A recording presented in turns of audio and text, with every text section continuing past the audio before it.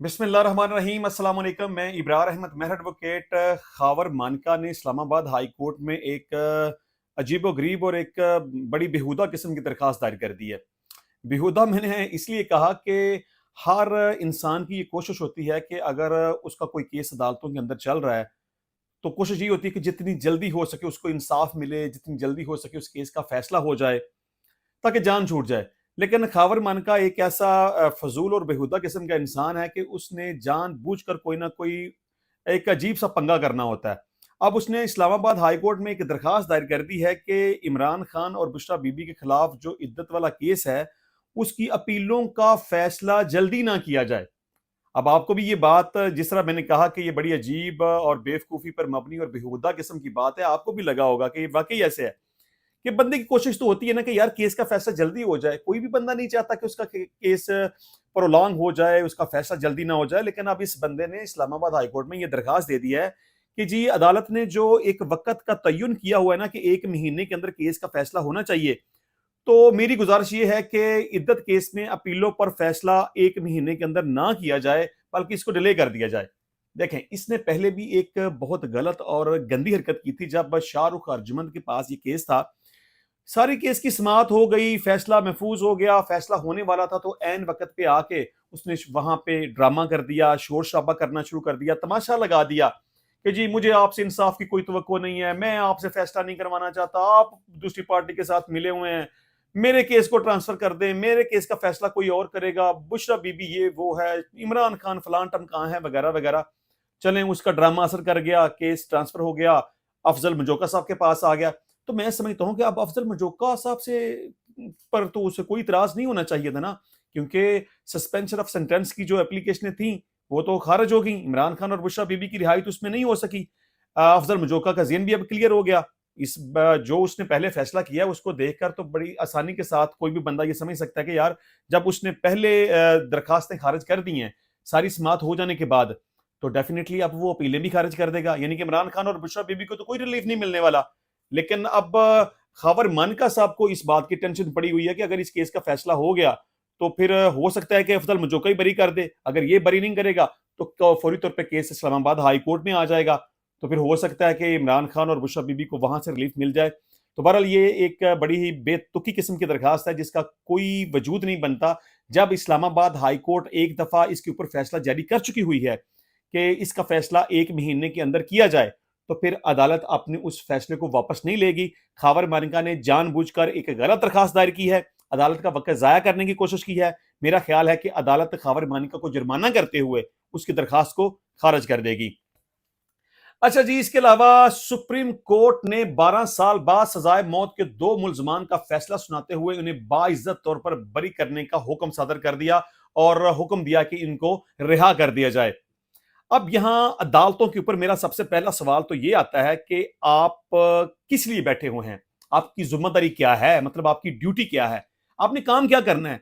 आप अगर इतने ज्यादा अलाउंसेस लेते हैं, इतनी मराहत लेते हैं, इतनी तनख्वाहें लेते हैं, तो आपका काम है सिर्फ और सिर्फ इंसाफ करना और बर वक्त इंसाफ करना। देखिए, कानून का एक मकूला है कि इंसाफ वो होता है जो बर वक्त दिया जाए। अगर बर वक्त इंसाफ ना दिया जाए तो इसका मतलब यह होता है कि आपने इंसाफ नहीं किया। अगर आप इतने सारे फवायद लेने के बावजूद भी आपकी रेटिंग, अब देखें करप्शन की, जिस तरह से मैं कहता हूं कि करप्शन के हवाले से बात की जाए तो आपका नंबर टॉप के ऊपर आता है, यानी कि सबसे पहले पुलिस आएगी, दूसरे नंबर पे अदलिया आएगी। अगर इंसाफ की फराहमी की बात करें तो फिर आपका नंबर सबसे एंड के ऊपर आएगा, मतलब कि आपका नंबर इंटरनेशनल सर्वे के मुताबिक इंसाफ की फराहमी में 140वें नंबर पे आता है। अब इस सारे सिस्टम को हम क्या कहेंगे, आप किस लिए बैठे हुए हैं, क्या काम है आपका। अगर आप इंसाफ नहीं करेंगे या बर वक्त इंसाफ नहीं करेंगे, केस ट्रायल में आता है तो साल हर साल तक चलता रहता है, उसका फैसला नहीं होता। केस अगर सेशन कोर्ट उस केस का फैसला कर दे, एपेलेट कोर्ट में चला जाए, मतलब कि हाई कोर्ट में चला जाए, तो वहां अपील ही फिक्स नहीं होती, कई साल तक इंतजार करना पड़ता है। चलें, अगर हाई कोर्ट से जान किसी तरह छूट जाए तो मामला सुप्रीम कोर्ट में चला जाएगा। फिर क्या होगा, साल हर साल तक सुप्रीम कोर्ट में केसेस पड़े रहते हैं और वहां पे अदालतें केसेस, उन केसेस का फैसला नहीं करती।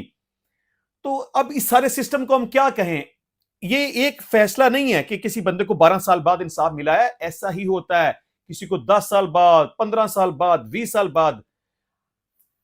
اگر ایک شخص 10 12 15 20 سال جیل میں گزارنے کے بعد عدالت اس کو باعزت طور پر بری کر دے تو پھر اس سسٹم کو کیا کہیں گے؟ مطلب کہ ایف آئی آر کا اندراج ہوا تو غلط، پولیس کی انویسٹیگیشن ہوئی تو غلط، سیشن کورٹ کا سزائے موت دینے کا فیصلہ ہوا تو غلط، ہائی کورٹ نے اس فیصلے کو برقرار رکھا تو غلط، سپریم کورٹ نے 12 سال بعد اس شخص کو انصاف دیا تو کیا انصاف دیا؟ اب اس ایک جو دو عدالت نے فیصلہ کیا، ایک مرد تھا ایک عورت تھی، اس کو باعزت طور پر رہا کرنے کا حکم صدر فرمایا ہے، تو اب سپریم کورٹ کو اب پتا چلا ہے کہ یہ بندے بے گناہ تھے۔ اس کا مطلب یہ ہے کہ پیچھے جو سسٹم تھا وہ سارے کا سارا غلط اور فلاپ تھا۔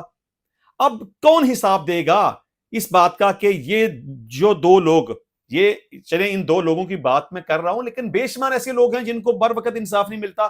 اب یہ لوگ یا بے شمار اس طرح کے ہزاروں لوگ جو سال ہر سال جیل کی سختیاں برداشت کرنے کے بعد آخر کار ان کو باعزت طور پر بری کر دیا جاتا ہے، کون حساب دے گا؟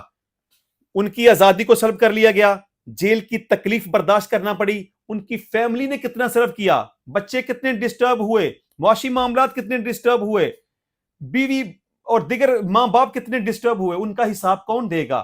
یعنی کہ آپ ایک شخص کی جوانی کھا گئے، ایک شخص کی زندگی کا اہم وقت آپ کھا گئے، اس کی آزادی کو آپ نے سلب کر لیا، اس کے خاندان کو آپ نے برباد کر کے رکھ دیا، اور 12 سال بعد آپ کو یہ پتا چلا کہ وہ فیصلہ اب کون حساب دے گا؟ یعنی آپ سیشن کورٹ سے پوچھیں کہ اس نے غلط فیصلہ کیوں کیا، ہائی کورٹ سے پوچھیں کہ اس نے غلط فیصلہ کیوں کیا، انویسٹیگیٹنگ آفیسر سے پوچھیں اس نے غلط انویسٹیگیشن کر کے گناہ گار کیوں ڈکلیئر کیا؟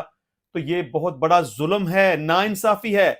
اس سسٹم کے اوپر لعنت بھیجنے کو دل چاہتا ہے کہ ایک بندے کی زندگی برباد کر دی آپ لوگوں نے، اور 12 سال بعد آپ کو یاد آیا کہ اس کے خلاف جو کیس بنایا گیا تھا وہ تو جھوٹ پر مبنی تھا۔ بہرحال کچھ خدا کا خوف کریں، اللہ سے ڈریں۔ آپ اگر انصاف مہیا کرنے کے لیے انصاف کی کرسی پر بیٹھے ہیں تو اس کے ساتھ انصاف کریں۔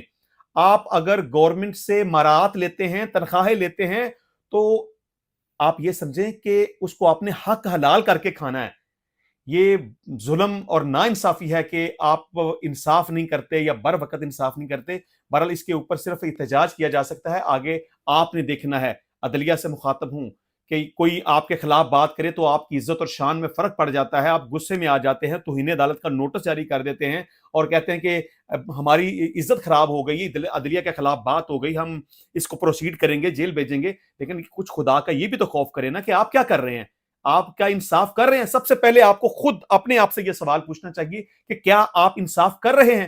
میں وکیل ہوں، ایک قانون دان ہوں، اگر کوئی مجھ سے یہ سوال پوچھے نا کہ کیا ہماری عدالتیں انصاف کر رہی ہیں، تو میں کہتا ہوں بالکل نہیں، ہماری عدالتیں انصاف نہیں کر رہی ہیں۔ خدا کا کچھ خوف کریں، اس غریب عوام کے اوپر، اس قوم کے اوپر کچھ رحم کھائیں۔ اگر آپ کے پاس کوئی معاملہ آ جاتا ہے تو اس کا فیصلہ کریں انصاف کے مطابق، قانون اور آئین کے مطابق، اور بر وقت کیا کریں۔ اچھا جی، اس کے علاوہ پاکستانی عوام کے لیے خیر بری ہی بری خبریں رہ گئی ہیں۔ میرا نہیں خیال کہ کبھی ان کو اچھی خبر سننے کو ملی ہو، لیکن اب ملک بھر کے پٹرول پمپ جی صبح 6 بجے بند کر دیے جائیں گے۔ معاملہ کچھ اس طرح سے ہوا ہے کہ پٹرول پمپ مالکان کے اوپر گورنمنٹ نے جو ٹیکسز لگائے ہیں، میرا خیال ہے شاید ایڈوانس ٹیکس تقریباً 3-4% ان کو ادا کرنا پڑے گا۔ یہ مالی سال جو 2024-25 کا بجٹ منظور ہوا ہے، اس میں یہ فیصلہ کیا گیا تھا کہ پٹرول پمپ مالکان اب گورنمنٹ کو ایڈوانس میں ٹیکس ادا کریں گے۔ تو پٹرول پمپ مالکان نے اس کے اوپر احتجاج کیا کہ یہ بڑا ظلم اور زیادتی ہے کہ ہم اتنا ٹیکس برداشت نہیں کر سکتے، لہٰذا انہوں نے حکومت سے مطالبہ کیا کہ اس ایڈوانس ٹیکس کو ختم کیا جائے یا اس معاملے کو نیگوشیٹ کیا جائے، لیکن حکومت نے اس معاملے کو سنجیدہ نہیں لیا۔ تو الٹیمیٹلی اب پٹرول پمپ ایسوسی ایشن نے یہ فیصلہ کیا ہے۔ انہوں نے پہلے بھی کہا تھا کہ ہم 5 جولائی تک ٹائم دیتے ہیں، ہمارے مطالبات مان لیے جائیں، ہمارے ساتھ مذاکرات کیے جائیں، ورنہ ہم 5 جولائی کو احتجاج کریں گے، ہڑتال کریں گے، پورے ملک کے پٹرول پمپ بند کر دیں گے۔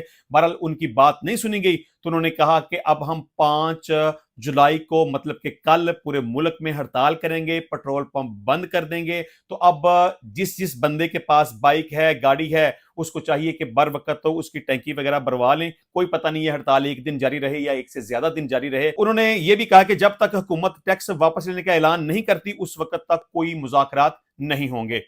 اچھا، جس طرح سے میں بات کر رہا تھا کہ پاکستانی عوام کے لیے اچھی کوئی خبر ہے نہیں، بری خبریں ہیں، تو اب ایک بری خبر یہ ہے کہ بجلی ٹیرف میں 7 روپے 12 پیسے تک اضافہ کر دیا گیا ہے۔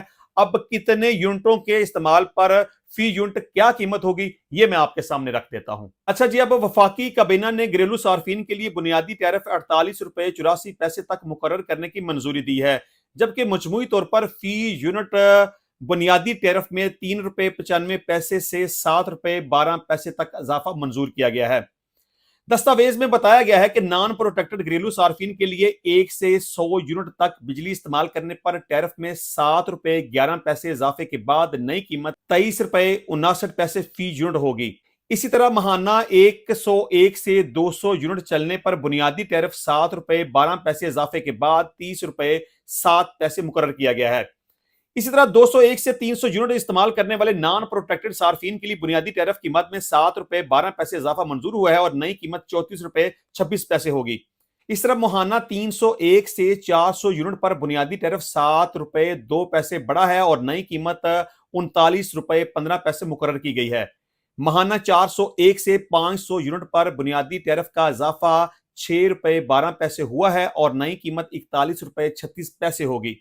ماہانہ 501 سے 600 یونٹ استعمال کرنے والوں کے لیے ٹیرف 6 روپے 12 پیسے بڑھ چکا ہے اور نئی قیمت 42 روپے 79 پیسے مقرر کی گئی ہے۔ اس طرح ماہانہ 601 سے 700 یونٹ کے بنیادی ٹیرف میں بھی 6 روپے 12 پیسے اضافہ ہوا ہے، جس کے بعد فی یونٹ قیمت 43 روپے 92 پیسے کر دی گئی ہے۔ اسی طرح یونٹ سے زیادہ استعمال والے صارفین کے لیے بھی ٹیرف میں 6 روپے 12 پیسے اضافہ منظور کیا گیا ہے۔ ان کے لیے نئی قیمت 48 روپے 84 پیسے فی یونٹ ہوگی۔ اس کے علاوہ 1 سے 100 یونٹ استعمال کرنے والے غریب ترین اور پروٹیکٹڈ تصور کیے جانے والے صارفین کے لیے بھی بنیادی ٹیرف میں اضافہ منظور کیا گیا ہے، جس کے بعد 1 سے 100 یونٹ تک بجلی استعمال کرنے والے پروٹیکٹڈ صارفین کے لیے بجلی کی فی یونٹ قیمت 7 روپے 74 پیسے سے بڑھ کر 11 روپے 69 پیسے ہو چکی ہے، جو کہ 3 روپے 95 پیسے یا 51% کے اضافے سے زیادہ ہے۔ جبکہ 101 سے 200 یونٹ تک بجلی استعمال کرنے والے گھریلو صارفین کے لیے بنیادی ٹیرف 4 روپے 10 پیسے بڑھ چکا ہے اور نئی فی یونٹ قیمت 14 روپے 16 پیسے مقرر کی گئی ہے، جو پہلے 10 روپے 6 پیسے تھی۔ اچھا جی، اس کے علاوہ شیر افضل مروت نے فواد چودھری پر بڑا الزام لگا دیا۔ آپ کو پتا ہے کہ ان دونوں کے درمیان کافی دنوں سے نوک جھوک جاری تھی، ایک دوسرے کے اوپر الزامات لگا رہے تھے، بلکہ میں تو یہ کہتا ہوں کہ ایک دوسرے کے ساتھ غلط الفاظ کا استعمال کر رہے تھے، بدتمیزی کر رہے تھے۔ جس طرح سے پہلے شیر افضل مروت نے فواد چودھری کے بارے میں یہ کہا کہ جب پولیس نے اس کو گرفتار کرنے لگی تھی تو اس نے بھاگنا شروع کر دیا اور اس کا سانس اس حد تک پھول چکا ہوا تھا کہ یہ ہتھنی کی طرح لگ رہا تھا۔ چلیں، اس کے جواب میں فواد چودھری نے بھی کہا کہ یہ ڈرائیور لیول کا بندہ ہے، لیکن اب معاملات ان میں کافی حد تک بڑھ چکے ہیں۔ اب شیر افضل مروت نے ایک بڑا ہی سیریس قسم کا اور سنگین الزام فواد چودھری کے اوپر لگا دیا ہے۔ اس نے یہ کہا کہ مجھے عمران خان نے بتایا کہ رجیم چینج میں فواد چودھری کا کردار مشکوک تھا، یہ قمر باجوہ کے ساتھ ملے ہوئے تھے، ان پر فرمائشی کیس بنائے گئے، یہ وی آئی پی جیلوں میں رہے جہاں ان کی سیٹنگ تھی۔ شیر افضل مروت صاحب نے یہ بھی کہا کہ فواد چودھری کا یہ کہنا کہ وہ عمران خان کے کہنے پر علیم یا جہانگیر ترین گروپ میں گئے تھے، ان کا یہ بیان بھی جھوٹ پر مبنی ہے۔ مروت صاحب نے یہ بھی کہا کہ جب پارٹی کو حوصلے کی ضرورت تھی، ان جیسے لوگ بھاگ گئے، جب خان کو اپنے وفاداروں کی ضرورت تھی، آپ اس وقت ترین کی پارٹی میں شامل ہو گئے۔ بہرحال میں یہ سمجھتا ہوں کہ واقعی پارٹیز کے اوپر اچھا برا وقت آتا رہتا ہے، اور جو لوگ پارٹیز کے ساتھ مخلص ہوتے ہیں وہ کبھی بھی پارٹی کا ساتھ نہیں چھوڑتے۔ فواد چودھری کے خلاف یہ بات جاتی ہے، اس نے عمران خان کا اور پاکستان تحریک انصاف کا ساتھ چھوڑا، وہ جہانگیر ترین کی پارٹی میں شامل ہوا، حالانکہ اس کو یہ چاہیے تھا کہ بے شک عمران خان نے بھی اس کو کہا تھا، اس کو پارٹی کو نہیں چھوڑنا چاہیے تھا، مشکل حالات کا سامنا کرنا چاہیے تھا۔